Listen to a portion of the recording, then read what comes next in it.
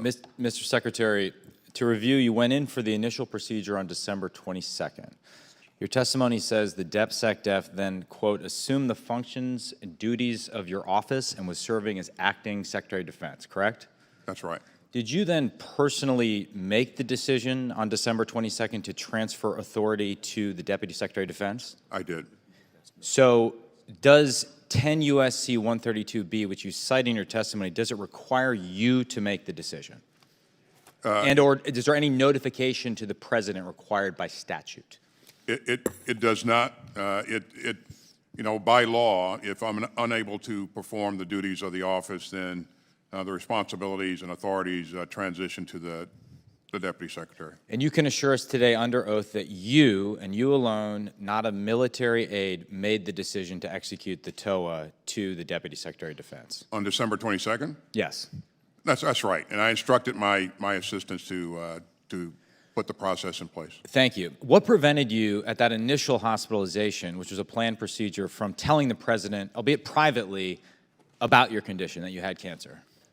As I said, you know, a diagnosis of cancer is a very personal and deeply troubling issue, and it's one that, quite frankly, you know, I described it as a gut punch, and again, I didn't want to burden the President with one of my personal issues, but I've also said that I didn't get this right. I should have informed him. I should have, you know, talked to him about it, and I have since talked to the President. I have apologized, and he responded with a warmth and empathy that anybody who knows Joe Biden. I have limited time. I'm sorry. I don't mean to be rude. You said or you just said you expect your organization in early questioning to do the right thing and notify higher.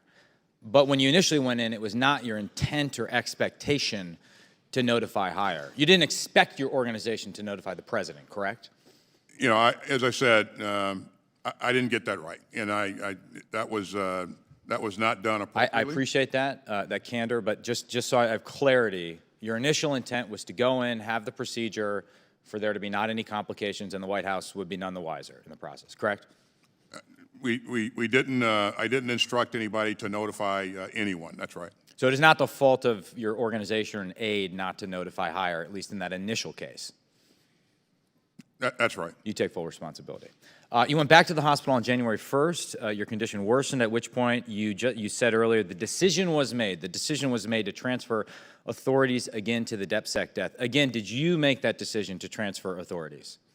I did not. The decision was whether or not they had reached a threshold where I could not communicate or have access to secure communications. And so that triggers the process. So your condition was severe such that you could not personally action the transfer of authority? The issue was, number one, they could not get to me, but number two, it was access to secure communications. It had nothing to do with my physical condition at the time. And yet the decision was made. So who made the decision?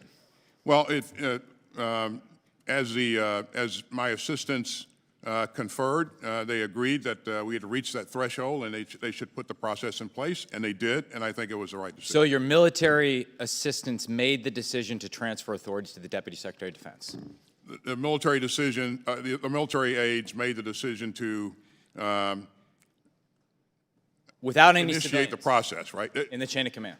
Yeah, I mean, the law says that if I'm unable to... Gentleman's time's expired. Chair, and I recognize General Lee from Pennsylvania.